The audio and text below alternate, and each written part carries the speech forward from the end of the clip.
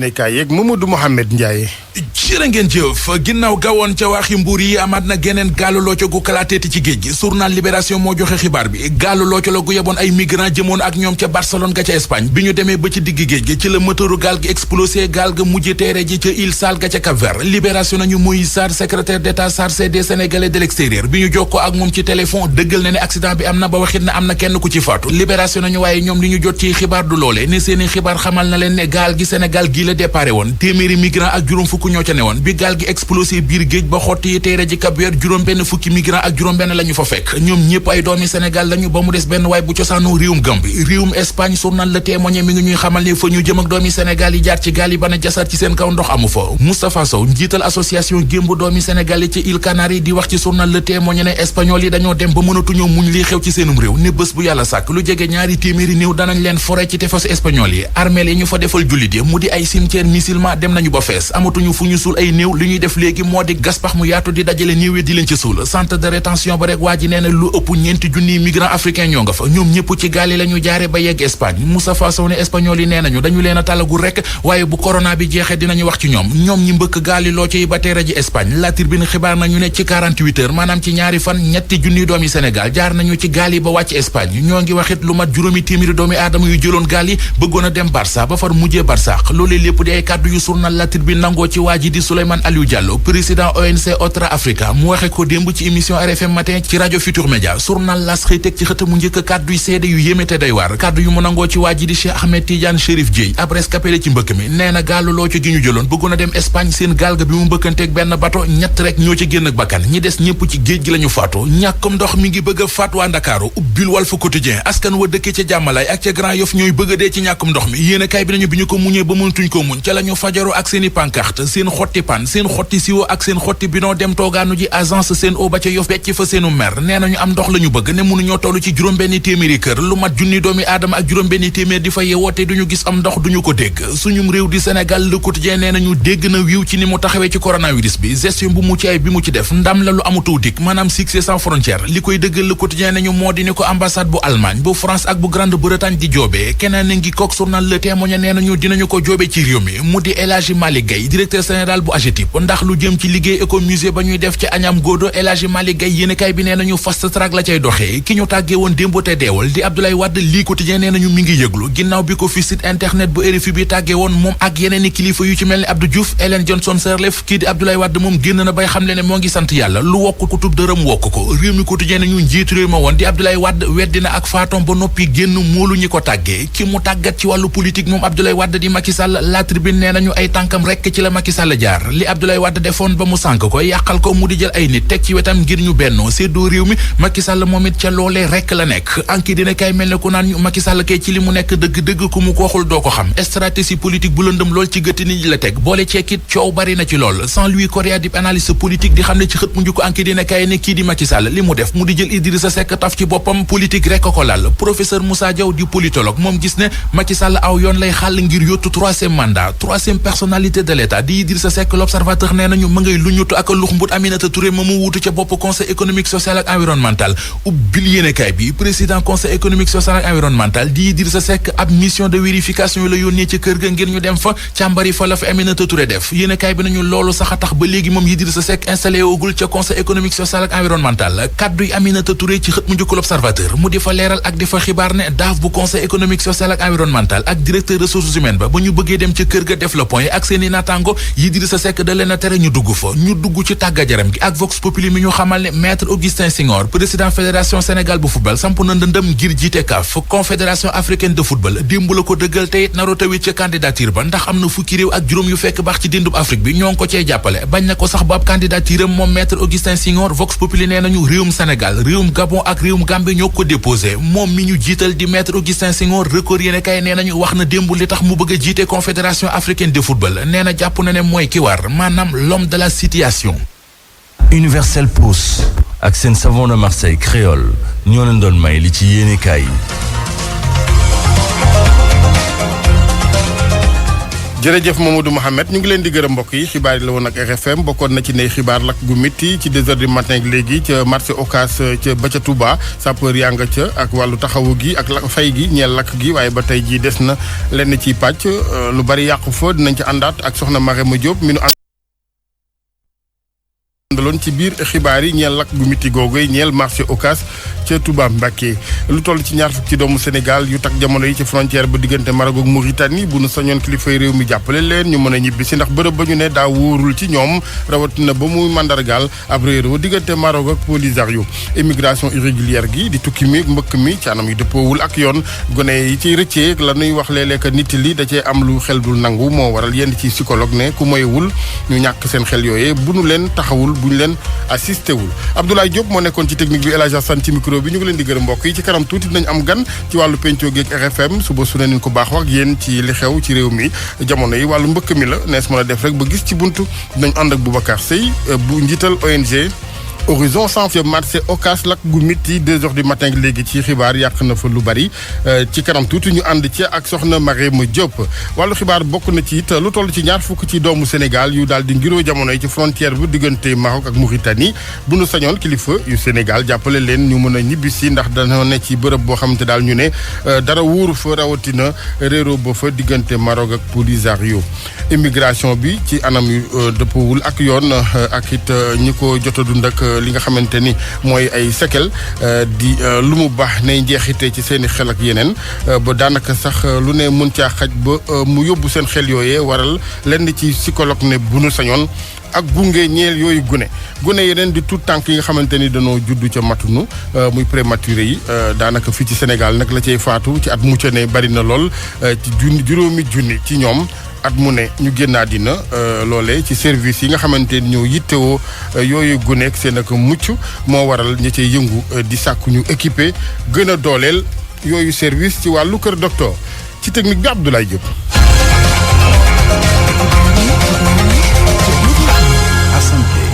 jërë ngeen jëf ci ànd beeg ñun RFM ñu ngi Ndakaaru Médina rue 15 angle Corniche immeuble El Hadj Elimane Ndour ci kanam tuuti ñu daal di dem ba Touba Mbacké ci marché Ocass ni ñu leen ko waxee biig ak léegi 2h du matin lakk gu métti moo fa daal di am ca boobee marché ca Touba ñu ne ma nga bawoo ca poste contrôle ba fa jamono yi nag ñuy wax ak yéen ci suba sapeur teel nañ fa yegg si taxaw ca waaye mënuñu woon daal di xeex ak lakk gi wala boog mënuñ ko na daana gum soxna Marème ndax daan nanu ñoom sapeur yi lakk googee ca marché Ocass. déedéet Alaaji Assane Gueye ba léegi nii sapeur yi ñu ngi def seen kéem kàttan ngir fay lakk bi lee ba tey nag am na ay bërëb yoo xam ne des na comme niñ ko waxee woon sànq ci nasaraan bi muy centre commercial Baydaan bi ba léegi nii daal tàkk-tàkk yi ñu ngi fi mais sapeur yi nga xam ne ñoo nekk fii ci diwaan bu Touba ak ñoo xam ne jóge nañ ca Diourbel ñëw nañ ñu ngi leen di dimbali si ngir ñu maîtriser li nga xam ne moom mooy flamme yi askan wi tamit am na si ñoo xam ne génn nañ di jël seen ay siwoog seen ay pan di jàpp ci fay lakk gi maanaam daal liñ ci mën a wax mooy métti na trop foo ko natt rek weesu na ko ci dégâts yi nga xam ne am na ko muy ci pegg ndijoor beeg càmmoñ bi police tamit mu ngi fi ngir jéem a xam lan moo waral lakk bi le am na nag luñ ci jot a for tuuti ñuy wax ne ay circuit la yoo xamante ni moom moo jàppandiwul woon waaye daal lépp luñ ci mën a amaat ci loo xam ne mooy firnde lu ni mel dañ leen ko jox ci suñu leen jox ay xibaar Alaaji Assane Gueye. jërëjëf Marème Diop la woon en direct ak ñun ca marché Ocass ca Touba ak lakk ga fa 2h du matin léegi ni mu ko waxee sapeur yaa nga fa ba tey ngir xeex ak li nga xamante ni mooy googeeg daay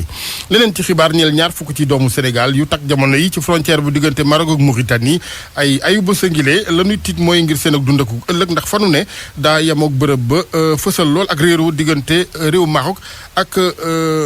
Polisario leeral li soxna Serigne Khadim Mbaye dellusi bu métti ci lu toll ci ñaar fukki sénégalais yoo xam ni fi mu ne nii ñu ngi ci diggante Maroc ak Mauritanie loolu nag mi ngi jege weer Mati Turbun Abla bokk ci ñoom di wax ci suñu micro. kii mooy am na ay xale yoo xam ne ñu ngi fi nekk feebar fii amul pharmacie amul hôpital amul dara dégg nga pour nga lekk c'est tout à fait problème da ngay toggal sa bopp wala nga jënd hôtel yi fii da ngay fay 30 dirham di fanaan. bu nu sukkandikoo ci ay kàddoom jafe-jafe yi nag mi ngi jógee ci ñi nga xam ni ñooy autorité diplomatique yi nga xam ni ñoo représenté Sénégal fii ci Maroc. pour wax la ni la ñun consul bi moom moo ñu fi bàyyi moo ñu fi téye mais nekkatul ci autorité Maroc yi parce que ñoom nee nañ ñu ngeen nekk fi amaluñu benn intérêt. loolu dara amu ci ki wax loolu moo di Massamba Sarr consul général bu Sénégal fii ci Casablanca di xam ne ni fi mu ne nii frontières yi diggante Mauritanie ak Maroc dañu ko tëj ci ràpp ndax li nga xam ni biccoo mbaalo bi am diggante réew mi ak lii di Polisario fi mu ne nii nag ñi nga xam ni ñooy sëf marchandise kese la ñu may ñuy jàll ci bile frontière waaye nag taxul Mati ak ñi mu àndal découragé ñoom ñi ngi sàkku ndimbal ci kilifa yi. soxlawuñu ku ñu indil ay bus wala ay lii ñu ngi ak suñu ay oto yoo xam ne mën nañ ci dugg moo ñu jëlee fi ñu nekk te ci la ñuy dugg incha allah rabbi ba ñuy àgg Sénégal gënu jëm waaw ñu ngi woote daal ñi nga xamante ne si ñooy autorités yi. ay xale ñi ngi fi nekk ak ay jigéen ay mag yu feebar ñoo am tension fii amul pharmacie amul dara. waaye nag ñoom kese ñoom ñoo bëgg a ñibbisi jógee Maroc ndax lu toll ci 350 sénégalais yoo xam ne ñu ngi ci royaume bi jot nañoo ñaan ay. jërëjëf sëñ Khadim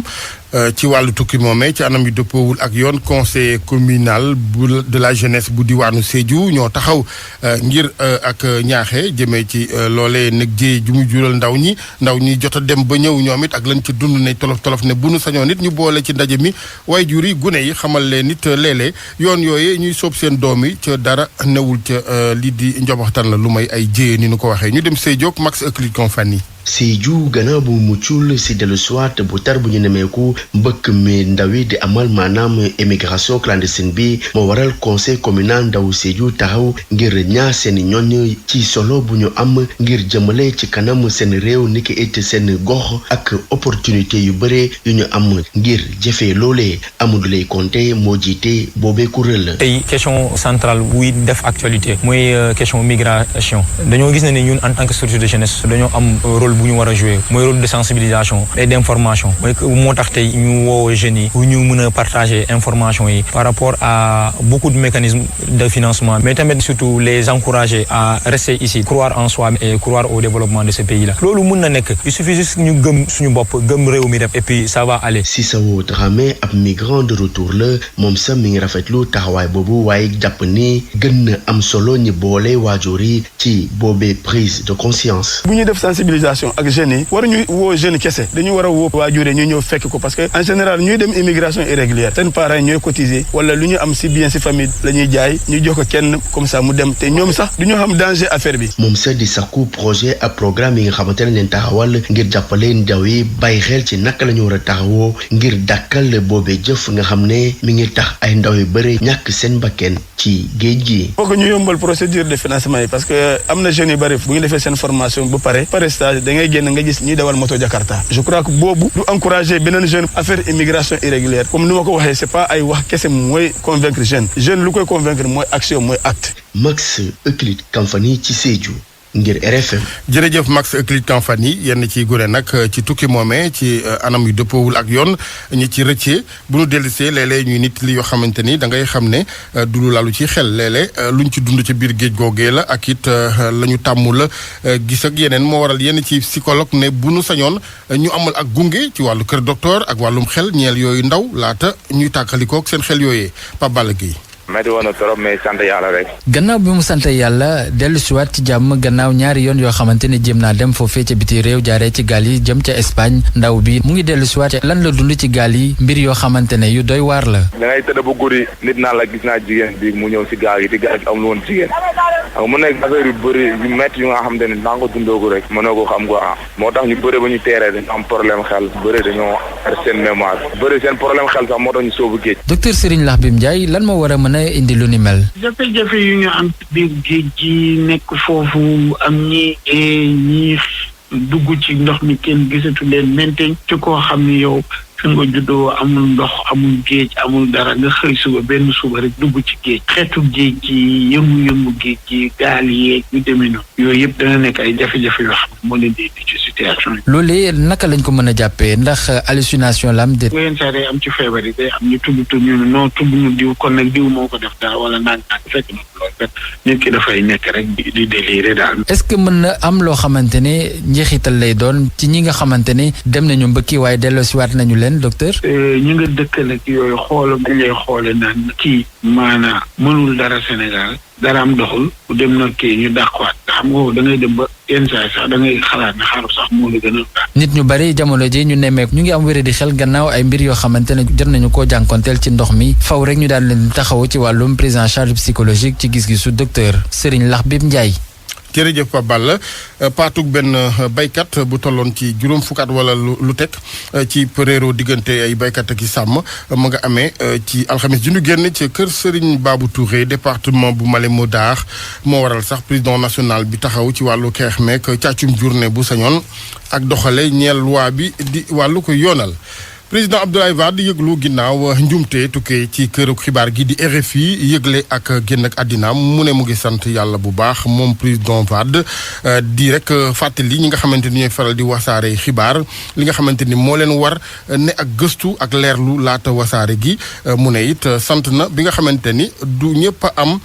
lii di wërsëgu dégg seen tàggee laata ñuy jóge àddina moom Abdoulaye Wade kon mu ngi ko daal di xamle ci page Facebook am. président Sénégal ba woon ñu ñaan suñu borom yàggal ko fi lool te mu ànd ak wér RFM juróom-ñetti waxtu tegal fukki minute. pour man RFM mooy rajo bi gaaw ci xibaar yu wóor. RFM xibaar yu wóor te wóor. gox bii di jaxaay moom agression yi ak leneen ne ay taxawaay bandeeg yeneen moo sonal ñu fa dëkkee jaxaay ci département bu Tëngéej ci bu nu sañoon daal ñu defaraat lampi mbedd ya ci it yeggale tabaxum poste de santé ba fa ak yeneen ci assemblée générale lañu ko daal di xamle ñoom mouvement ba fa tuddee seen bopp taxawu sunu gox Abdou Diouf Diagne. ñàkk kaaraange lu fës la ci gox bii di jaxaay lu ëpp ci lamp yi nga xam ne ñoo nekk ca mbedd ma tàkkatuñu lu ni mel nag mën a indi ay jafe-jafe ci kaaraange askan wi bu ñu sukkandikoo ci Moussa moom mooy président bu mouvement taxawu sunu gox. ci biir commune bi yëpp 6 lampadaires sur 7 yëpp fay nañ ñu commence di exposer sunu vie physique à des dangers énormes amul benn bés boo xam ne doo yeewu te déggoo ñu ne sàcc nañ diw interpeller état bi pour que éclairage public boobu autorité boobu nga xam ne moom moo ko war a doxal mu interpeller ko face à ses responsabilités. ñu daal di koy door ay at a ngi nii bërëbu fajukaay bi nga xam ne moo nekk ca jaxaay ba naga ni àggagut. mosu ñoo denc di ko jooy yàgg na fi ay ati atangi yoo xam ni lu ko achevé rek moom la ñuy laaj mais dañu gis ni état ba mu nekkoon ba léegi mu ngi fa nekk dem na ba waaye yi nga xam ni moom moo nekk ci biir commencé di max dem na ba nga xam ni vitres yi nekk foofu mi ngi commencé di toj et ñu gis nag édifice la boo xam ni wax dëgg yàlla war na mën a dimbali askan bi parce que du am benn jour wala benn ay bés boo xam ni doo fi dégg cas d'évacuation wala doo fi dégg benn cas d'urgence. lu soxal wàllu assainissement gox bi tamit dafay jànkonteeg jafe-jafe yu ni mel gox bi nga xam ne ñu ngi ko sosoon ngir mën a dalal ñi nga xam ne mbënd mi dafa nangu woon seen i kër te ñu nekk ci biir banlieue bu Ndakaaru. assainissement dañ ko prévoir ci cahier de charge yi te ñu ngi commencé di bëgg a livrer tali bi ñu ngi commencé bëgg a ubbi voies yi te gisuñ ci assainissement loolu nag mu nekk njaqare boo xam ne mi ngi commencé di ëlëm bopp askan bi ñun nag ñuy demander un assainissement communal parce que ci biir commune bi amul un pixel d'assainissement. tey ji nag askanu jaxaay lenn rek la ñuy xaar mooy kilifa yi daal di wut ay saafara si seen jafe-jafe yooyu le RFM Rufisque Abdou Diouf Diagne. jërëjëf Abdou ñu waxtaanee wér-gu-yaram ak lu soxal gune yi nga xamante ni ñooy gune yu matul yi di prématuré juróomi junni ci ñoom at mu ne ñu ngi xayma ñu cay faatu ci service yi l'hôpital yi Sénégal ci fa nu yëngoo ci wàllu kon tout tànk yooyee muy nag lu metti tiis lool waral plaidoyer bi nu ci doon amal ngir rek yokk prise en charge di taxawu ngi jëm ci yooyu prématuré dañu ciy déglu professeur Pape Matar Faye moo jiite service néonatologie bu hôpital ngir gune yi Albert Royer bu Fann ñu teewlu kook Salimata Aw. booy xool Sénégal at mu ne xayma nañ ne dina am ñeenti junni wala juróomi junni ci ay bébé prématuré yoo xam ne dañuy faatu muy doon loo xam ne lu doy waar la te ñu wax ci ut ay farata pour wàññi mortalité boobu. taxawaay bi day doon ci organisation bi maanaam il faut que système bi ñu organiser ko de telle sorte que système de soins bi mën leen jël en charge organisation bi day tax xale yi fu ñu juddoo ñu mun leen a faj am ay l'hôpital yu leen mun a faj am ay fajkat yoo xam ne seen xam-xam màcc na ci fajum prématuré. am na tamit ci wàllu prévention lépp lu ñu war a mën a def pour wàññi naissance prématurée dañ ko war a def muy faj lii di infection ci yaay ji faj également lii di hypertension anémie ak même coono ci biir ëmb bi liggéey yu metti yeeg transport yooyu yëpp bokk na ci luy indi prématurité yooyu yëpp dañ ci war a def ay saafara. kon prématurité mu nekkoon as tuut ci waxtaan woowu nga xamante ni bu yaatu la dox diggante Salimata Aw ak kii di Pape Matar Faye professeur Pape Matar Faye chef service néonatologie bu hôpital bi ñu jagleel gune yi ca Fann hôpital Albert Royer ñu waxtaanee administration bu Sénégal ak wàllu fonction publique ak soxna si nu ko dénk madame le ministre Mariama Sarr bu sañoon mu ne ren enseignants yi amal ak atom dal ci it taaxirlu may nguur gi mu yeggale liggéey bi mu jógtee jëm ci wàllu méngaleeg jamono lépp lu administration bi rawatina li nga xamante ni moo leen soxal ñoom enseignants yi mu ngi ko xamle jamonoy programme d'appui à la modernisation de l'administration bu Sénégal soxna Mariama Sarr ak Babacar Diouf. chronique bi ñu ngi ko doon door a commencé xëy na déroulé guñ ko woon bu baax mais également guichet unique yi ñu ngi koy taxawal ñun nag li ñu bëgg mooy invité sunu partenaires yi ndax ñoom am nañu ak ñoom ay waxtaan yoo xam ne dinañ ko def pour évaluer xool fan la ñu toll lan la ñu def ak lan la ñu deful te xam naa ne lu ñuy rafetlu la ndax G7 mi ngi ànd ak ñun ci liggéey bi ñuy liggéey kon encore une fois il faut que ma réserve une mention spéciale à nos partenaires syndicalistes surtout du secteur de l'éducation yi nga xam ne tey fu ñu dëgg suñu tànk ñu yebal fa ndaw ñu ànd ak ñun di xool liggéey bi di ko saytu te liggéey bi pour ñoom la ak yeneen agent de l'État yi kon ñu ngi rafetlu collaboration boobu di lancer waat un appel parce que ñu ngi jublu ci rentrée dugg nañ ci sax di leen ñaan rek ñun ñëpp ñu liggéey pour un climat apaisé pour une année scolaire paisible boo xam ne xale yi dinañ mën a jàng ci jàmm ñu mën leen évaluer ci jàmm te xam naa ne dinañu si wuy si parce que bëgg loolu moo tax tey ñu ànd ak ñun ci caravane bi kon ñu ngi leen di gërëm di leen sant.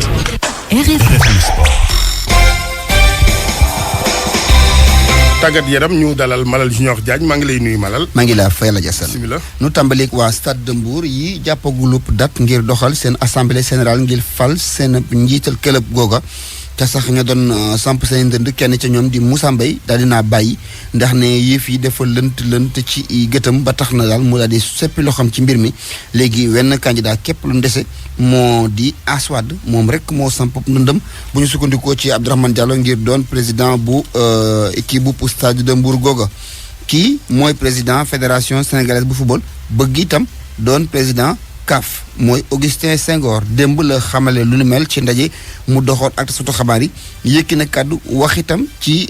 xaalis bi muy téwoo ngir wër Afrique gi daal di waxtaan ak nit ñi ngir ñu mën koo fal waaye it wax na ci muy nar a jàkkaarlool ñu toll ci guddi ñu toll nii ci juróom bokk na si ñoom Motsepe di ki ay ko xam ne ab milliardaire la waaye nee na yëf yi nekkul jongante ay milliards jongante programme ak gis-gis la met Augustin Senghor. zone bu ñu jugee ak lakkaalama bu ñuy lakka tey xam naa ne ñu ci bare wóolu nañ ma wég nañ ma donc te loolu dafa am solo ci élection donc moo tax ma ne ji doon gën de mooy ñoom ñu ñëw ànd ak man ma jiite mbir mi pour ñu mun dem jox Afrique li nga xam ne moo ko moom maanaam équipe bu taxaw bu am doole ak njiit boo xam ne xëy na dina am taxawaay boo xam ne dina mën changer maanaam xar kanami CAF ci beneen fànn gi mu jëm ci beneen candidat bi nga xam ne mooy Patrice Motsepe moom ñu bare sax ràññeeguñ ko parce que xamaguñu sax xar kanamam parce que loolu mooy wane ne du koo xam ne ku fës la si wàllu nekk ci kuréel yi nga xam ne ñoo ŋànk football africain au plus haut niveau muy CAF ràññeewu ko li ñu xam ci ay jëfam rek mooy ne nekk na club président club boo xam ne fan yële at yële ñu génnee na ko ci li ñuy wax anonymat ba fësal ko ba ñu xam ko parce que taxawal na équipe boo xam ne dem na fi ba jouer finale Coupe d'Afrique donc bu dul loolu kenn xamu ko may wax aussi lu koom nag man maa ngi ni yoruma ay milliards mais gëm naa ne Sénégalais yi bu ñu mànkoo nekk benn ay multimilliardaire laay nekk ci yéene ci koom bi nga xam ne moo may ma campagne mais aussi ci jàppale ci zahir ak baatin def naa dafa am solo torop tey candidature bi du candidature Augustin Senghor jëlee décision yi boo fa nekkul ñu jël décision contre yow donc defe naa tey Sénégalais yëpp la interpellé may terminer tam ci benn fànn boo xam ne am na solo soutien état bi moo tax mu déposé que tey sama kilifa waxtaan na ak moom wax na ma ko te xam naa ne dinañu jàppale bu baax donc mais soxla nañu tam jàppale sénégalais. candidature yooyu yëpp nag dinañu wax ñeen ñoo ca mën a bokk dëgg-dëgg ci jogante gi fukki fan ak ñaar ci weeru janvier lay doon yëf yi nag ca Maroc lay xewee ci atum 2021 di fukki fan ak ñaar ci weeru mars. football bi ci terrain bi Gambie daanaka jege na qualifié lool ci Coupe d'Afrique 2022 bi ndax dafa daal di rek daan waa Gabon ñaari bal si benn Mamadou Baro moo dugal ñaari yoon. tax na ba fu mu toll nii Gabon daal di nekk ci ginnaaw ñi di waa Gambie waaye amoon na ay coow ca aéroport ba waa Gabon yegsee ca Banjul lañ leen fa jàpp ay waxtu yu bëri ba sax na waa CAF daal dinañu sax tijjib l'enquête ngir seet njàpp googu ñu leen jàppoon ci biir aéroport ga lu ko sababoon. Algérie itam mooy ñaareel biir réew bi qualifié ci Coupe d'Afrique bi ci terrain bi gannaaw ba ñu defee ñeenti journée ñoom algériens dañu daal di rek tembo ak waa ñii di Zimbabwe ñaar ci ku ci nekk sa koo ngi morom loola mooy leen di may poñ bi leen tax nu fekki Sénégal ci qualification yo kon vice champion d'Afrique ak champion d'Afrique bi ñoom dinañu bokk ci Coupe d'Afrique bi di ñëw. ñu waxtaanee wàllu pétanque ngir jeexal ak fële ca Richard Toll nes la ñu def kon ba mu suqaliku foofa am na ca ñu doon yëngu ci fii nekkoon ay arbitre nekkoon itam ay internationaux am nañu ab programme gu ñu taxal fa ngir kon suqaliwaat wàllu pétanque ca dëkk ba Abdou Fall di kenn ca ñoom jot na ca waxtaanee ak aslëf ak Mamadou Diagne. waaw Richard Toll amul club pétanque c'est vrai mais ñu ngi fii joué Dagana par exemple am na benn année indi naa leen ay jeux de boules yëpp ma may leen que ñu ngi joué xuma moom depuis presque 70 ba léegi ñu ngi joué mais ak njànge aussi mais waa xuma moom nga xam ne man fi laa yow ñoom seen jeu yëpp mooy su ma ñëwee ñu génne boules yi def nii su ma demee kenn dootul boule mais jox naa leen idée bi mais nag de plus en plus maa ngi xalaat naka laa formaliser affaire bi ba am récépissé comme ça ñuy joué poule ñuy joué boule di participer aux différentes journées du championnat du Sénégal de pétanque. En revanche mas naa fi indi joueurs yi nekk Sénégal yëpp ñu def fi des journées de pétanque fii mas naa ko fi indi ñaari yoon ñaari yëpp nag ñu ngi ko doon defee fële SDRS fii usine Bioferti bi nekkoon mais je pense de plus en plus à ça puisque man dama bëgg nekk maire te man léegi man fii laa dëkk bëgg naa aussi vraiment redynamiser affaire bi ñu formaliser que am club boo xam ne dañuy fekkanteeg waa Dakar ñu fiy ñëw. tubarkalla Alaaji Malal maa nga ca yoon ba. jërëjëf. pour man RFM mooy rajo bi gën a jege askan wi. RFM rajo bi jaamu seen soxla. Malal Junior Diagne ci culture bi lañ ko war a versé ci wàllu comédie wala théâtre chronique culture bi soxna Anna Rocha. maa ngi leen di nuyu mbokk yi ni ñuy fexee ba place du souvenir mu gën a ràññeeku laaj boobu la ñu doon waxtaanee ci ab ndaje boo xamante ne ay borom xam-xam ay universitaire ak ñi yëngu ci wàllu aada bokkoon nañ ci li ñu bëgg daal mbébét bi mooy fexe daal ba place du souvenir boobee ñu daal di ci taxawal ab plan de développement culturel waaye itam scientifique Ngakane Gningue Diouf moom lañ ciy déglu moom mi nga xamante ne moo jiite bërëb ba. place du souvenir dafa nekk place boo xamante ne ay domaine am dañoo yaatu nekk nañ ci culture bi nekk nañ ci njàng bi nekk nañ ci histoire bi donc bu ñuy tabax plan bi il faut ñu woo ñëpp ñi nga xamante ne yaakaar nañ ne bu ñu ñëwee daañu mën a apporter quelque chose ñu ñëw càmbarandoo cosaan ak aada dafa nekk loo xamante ne dafay dund te dañ ko war tamit joxe boobu nag mënuñu ko joxe ci yem rek ci activité culturelle mais éducation aussi xale yi da cee bokk donc war nañoo xam vraiment suñu cosaan ak suñu aada ak ñi nga xam ne ñoo def ay jaloore ci Afrique ak ci Sénégal ndax xale yi màggaalee ko am roy sax ci ñoom donc la ñu def noonu muy des vecteurs de valeur xale yi war nañ kaa moomoo jël ko màggaalee ko ba nga xamante ne vraiment dinañ am une construction nationale bu baax bu ànd ak xale yi. Ngakane Gningue Diouf administratrice générale place du souvenir ci micro Salimata Aw ñu wëtali diwaanu Mbour wax lu soxal musique ak single bu bees bi nga xamante ne waa groupe Tama daal dinañ ko siiwal.